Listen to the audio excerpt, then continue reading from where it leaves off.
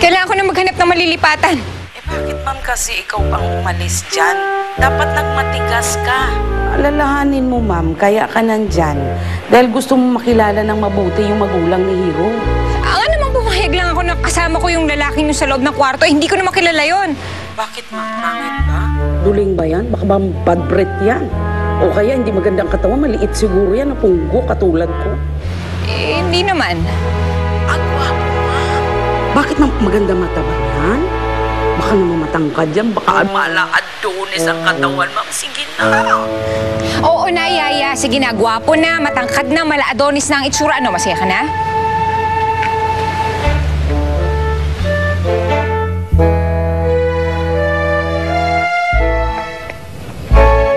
Saan kaya pumunta yung duwag na dagul na yun?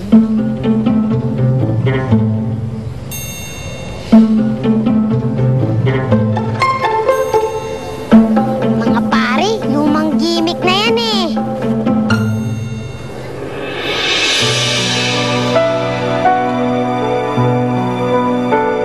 Isay.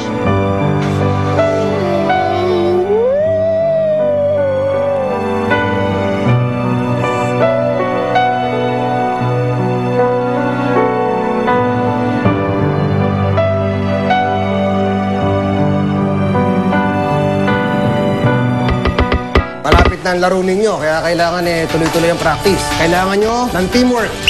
Hoy! Puro kalokohan! Nasa mukha ba ito nang dadaya ako? Arin ako. Hindi ho ako nandito para magbakasyon o anuman. May gusto akong ipagtapat. Buhay pa po ang anak niyo. Ang saya pala, kasama mo ang mahal mo sa buhay. Kaya! Tumagay, doktor! Idol! Pero, huwag kang bibitiw. Marami kami naghihintay sa pagbalik mo.